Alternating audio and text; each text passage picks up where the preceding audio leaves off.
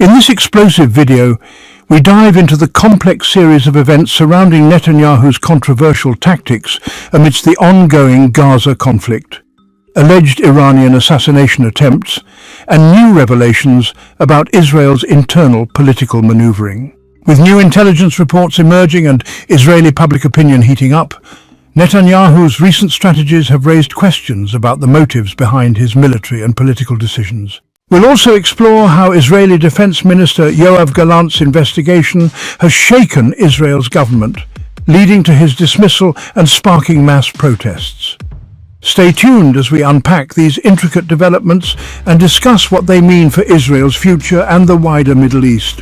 Don't forget to subscribe for more in-depth analysis on the latest news. The Amsterdam trap, 6 gains Netanyahu, achieved from the Dutch capital's clashes. For the first time in history, Israel sent special forces to the Netherlands to rescue Israeli citizens who were kidnapped after a soccer game. Also, for the first time, Israeli citizens chanted "Free Palestine" from the heart of Europe. Free Palestine, Free Palestine. This was the chant that Israeli citizens used just to escape from Moroccan and Algerian citizens in Amsterdam, the Dutch capital. The Israeli citizen, beaten to exhaustion, begged for mercy, but he wasn't saying, "Have mercy on me." He was saying, "Free Palestine," hoping they'd let him go. This happened right in the heart of Europe. Over the past year, Europe has been supplying Israel with money and weapons for the Gaza war, but the Moroccan and Algerian citizens paid for it in less than 24 hours and in the middle of Amsterdam. So, here's the question. How did this happen? What did the Dutch police do about the Moroccan and Algerian citizens? And what did Israel do to rescue its citizens? Why are there still Israeli citizens who disappeared after the clashes, with Dutch police still searching for them? No one knows where they went or who took them. Europe is in a state of panic because what happened in the Netherlands could happen next week in Paris. France is about to host a soccer match between a French team and an Israeli team. And if you didn't know, France is home to the largest Muslim and Jewish communities in Europe. If clashes break out between them, Paris could go up in flames. A civil war in the streets of Paris that no one could contain. So the question is, what happened, what's happening, and what could happen next? And the most important question of all, was this an Israeli trap that we fell into without even thinking? Did Israel plan all of this? And if so, why would they? What would they gain? Let's dig into these questions. The story began when Arab citizens in Amsterdam requested permission from the Dutch police for a peaceful protest. This protest was to take place in front of the stadium, where a soccer match between Ajax from the Netherlands and Maccabi from Israel would be held. The purpose of the protest was to remind the world of the genocide the Palestinian people face in Gaza. The Dutch police, however, denied their request, saying they didn't want any trouble. So far, everything was calm, and there were no issues, despite the anger of the Arab citizens. They complied with the police decision and didn't try to cause any problems. So, when did the trouble start? The real issue began inside the stadium. The Maccabi Israeli team had travelled to the Netherlands for a European League soccer match against Ajax. Before the match, the Dutch requested that all fans observe a moment of silence for Spanish citizens who had died in recent floods. Over 200 Spanish citizens lost their lives in these floods, so the Dutch fans immediately observed the silence. However, the Israeli fans refused, setting off fireworks and cursing the Spanish people. Naturally, the Dutch audience and even the stadium management were displeased, but despite their behaviour, the match went on and Israel lost 5-0. Then, when the Israeli fans left the stadium, that's when the clashes began. You might ask, why did the Israeli fans refuse to observe a moment of silence for the Spanish flood victims? Were the deceased Arabs? No, they were Spanish citizens. The real reason is that since the start of the Gaza war, Spain has been one of the most supportive countries for Palestinians. In fact, Spain didn't just condemn Israel's actions, it took 2 major steps. It halted military deals with the Israeli army and officially recognized Palestine as a state. For Israeli fans, Spain's support for Palestine led them to reject observing a moment of silence. Now back to the clashes.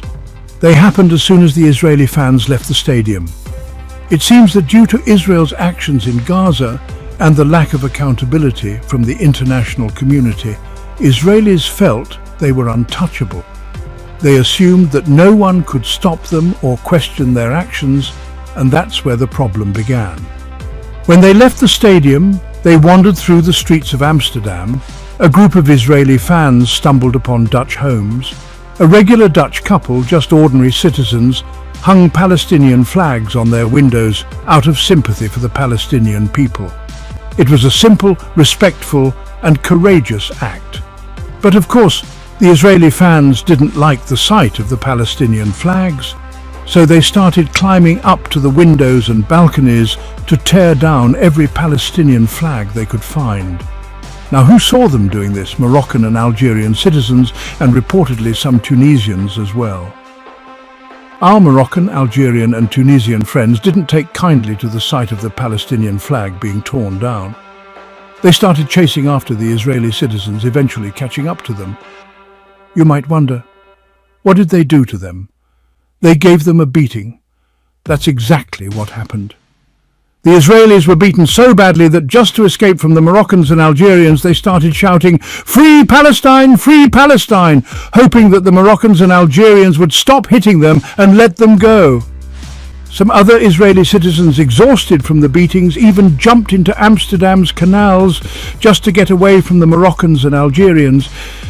By the way, there are more videos showing what happened to those Israeli citizens in detail, but since we can't show them here, you can check them out on our Telegram channel, Citizen Saeed. To make sure you go to the right channel, I'll leave the link in the first comment.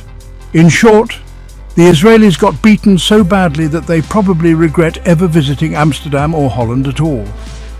It's likely that those who got beaten won't be trying to travel to Europe anytime soon. Here's the question now, what did Israel do about its citizens getting beaten in Holland?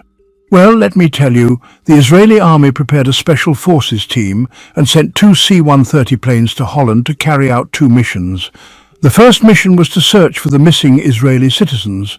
Holland reported that 2 Israeli fans were missing and no one knew if they were still alive or if something worse had happened to them after they were taken. Nobody knows anything about them yet. So the Israeli Special Forces were supposed to search for them. The second mission was to secure the remaining Israeli citizens hiding in hotels until they could be transported to Amsterdam Schiphol Airport. Here's an important detail.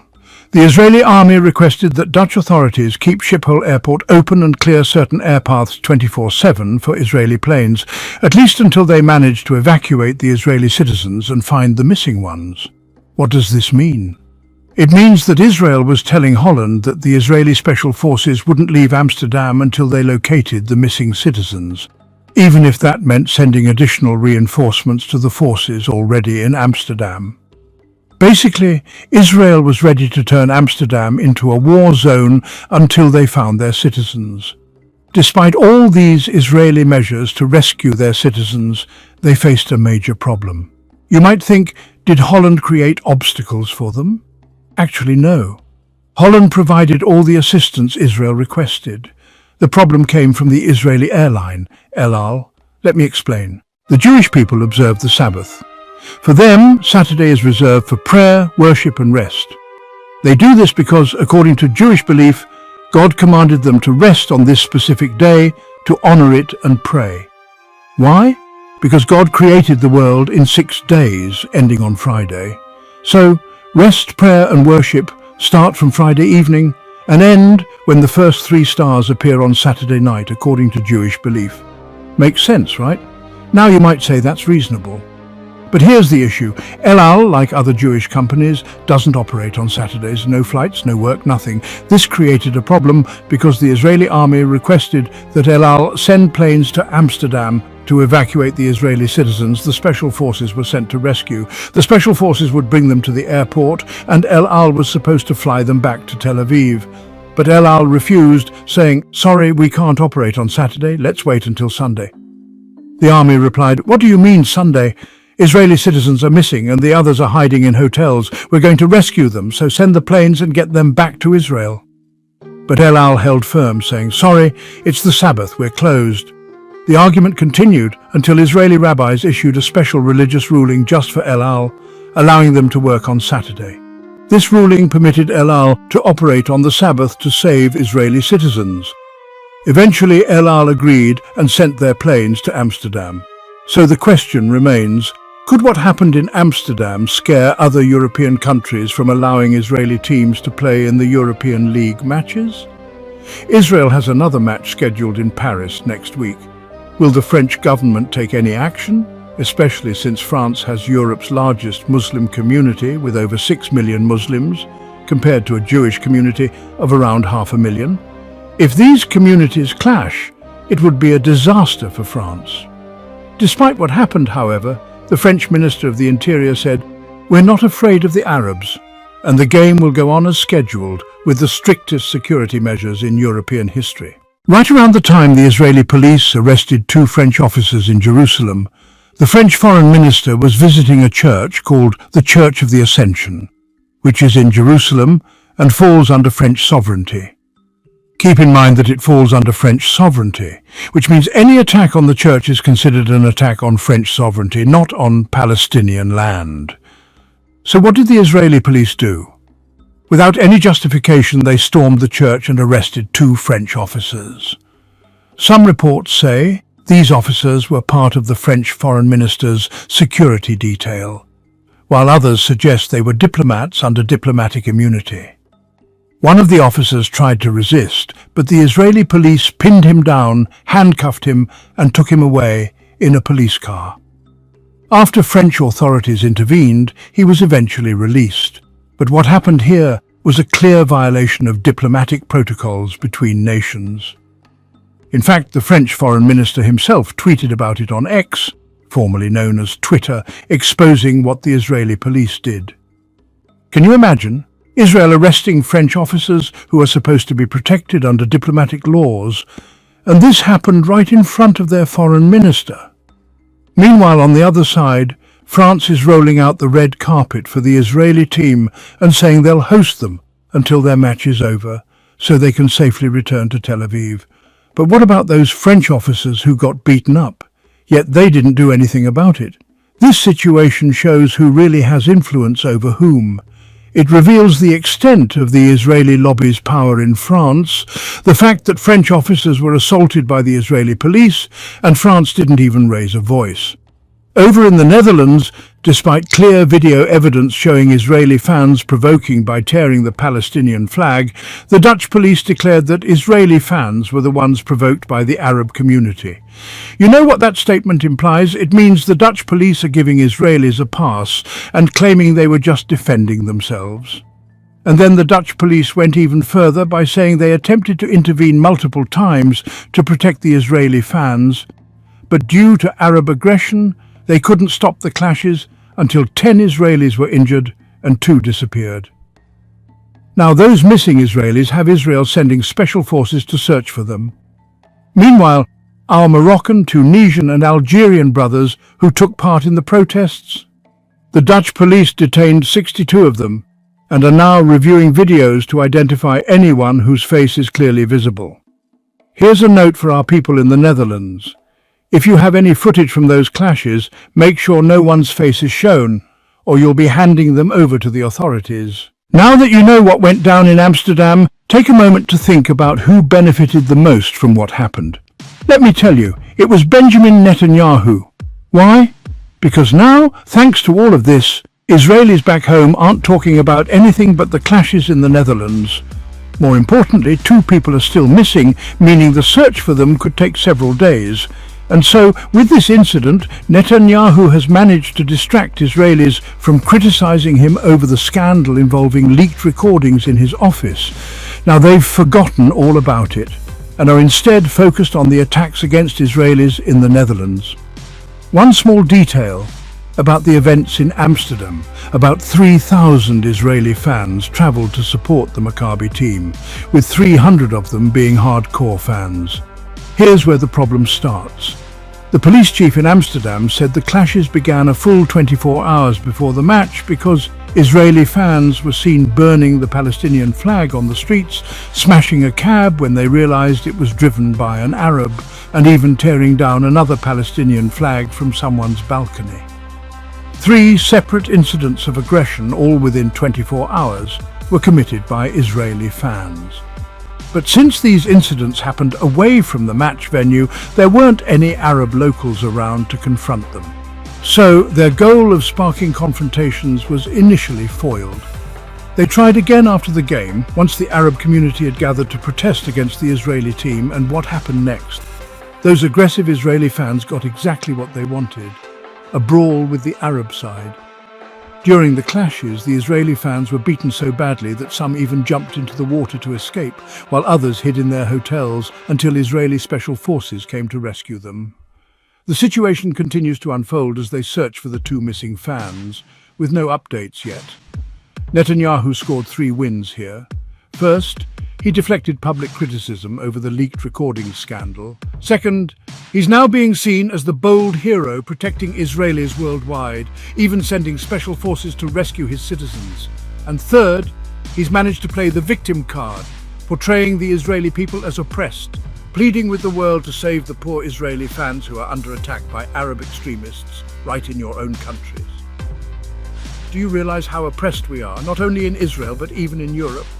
We are that oppressed, that wronged, and we need your support. That's why I'm going to protect the Israeli people with all my strength and determination. Notice that what happened in the Netherlands coincided with what? It coincided with reports from US intelligence confirming that Iran backed an assassination attempt on Trump. American intelligence claims that Iran tried to kill Trump, which gives Netanyahu a third advantage. He's using this situation to justify his continued military operations in Gaza, Lebanon, or even Iran. Who's supporting him in this? Trump. Why would Trump help him? To get revenge for Iran's assassination attempt on him. Think about it calmly for a second. Why are all these justifications suddenly coming up like this? What are Israel and America preparing for? They're looking for all these reasons to justify something. If you'd like us to tell you more about the assassination attempt on Trump by Iran, please let us know so we can dedicate a separate episode to it. Now let's go back to Netanyahu's leaks. What's got Netanyahu so worried? I'll tell you. Netanyahu, aware of the Israeli public's anger over the prolonged Gaza war and its impact on Israeli hostages, and his insistence on opening new fronts in Lebanon and Iran, decided to create a scenario to deceive the Israeli public, making them believe that continuing the war is in their best interest, not Netanyahu's. So what are the details of the leaks? Netanyahu brought out some papers he found in Hamas tunnels and started editing the text written on them. He added that Hamas was planning to smuggle hostages to Iran via the Egyptian border, and each paper was signed by Yahya Sinwar. This way, Netanyahu hit 3 birds with 1 stone. First, he found a reason to justify his continued presence in the Philadelphia corridor. What's his reason? To prevent hostages from being smuggled to Iran via the Egyptian border. Look, people of Israel, this is why I insist on staying in the Philadelphia corridor. To stop your children from being smuggled to Egypt and then to Iran. I'm doing everything I can to protect them. The second benefit of the leaks is that he found a new justification to continue the war against Iran. The papers or documents claim that the hostages were to be smuggled to Iran, which means Iran deserves punishment. The third benefit is to implicate Egypt in the war. According to these documents, the hostages were supposed to go to Iran, but through whom? Through Egypt. This implies that Egypt knew about the plan to smuggle Israeli hostages and would have facilitated their transfer to Iran. Egypt would have played the role of an intermediary, acting as the gateway for their transfer. But the twist comes when Defense Minister Yoav Gallant doesn't believe the leaks. Note that Gallant was against continuing the Gaza war and against dragging Israel into any conflict with Egypt. So Netanyahu did the opposite. He fabricated leaks and included Egypt's name to create a new pretext for potential clashes between the Israeli and Egyptian armies. Israeli Defense Minister Gallant began investigating the source of the leaks, only to discover that an Israeli officer working in Netanyahu's office named Eli Feldstein had leaked the fabricated information to a British newspaper and a German newspaper. Why those two newspapers? Because they are funded by Israel. So who exposed Netanyahu's leaks? Israeli Defense Minister Yoav Gallant.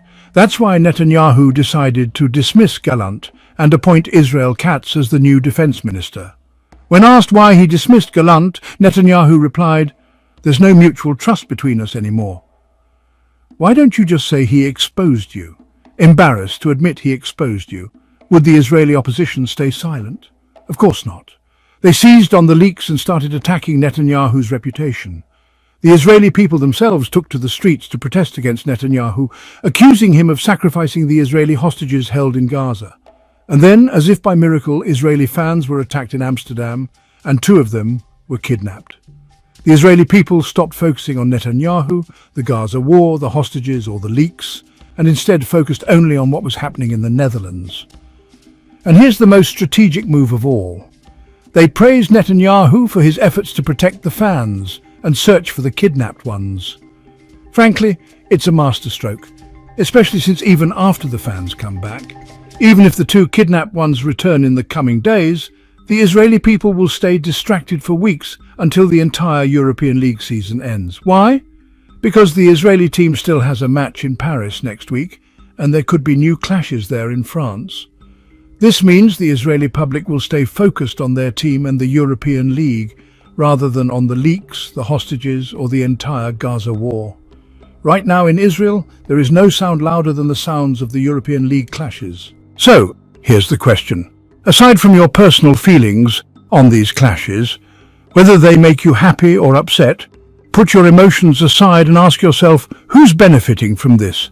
Netanyahu, considering it helped him divert attention from the leak scandal, or the Palestinian people who have the solidarity of our Algerian and Maghreb brothers? Settings. Don't add any subtitle. Don't use iStock.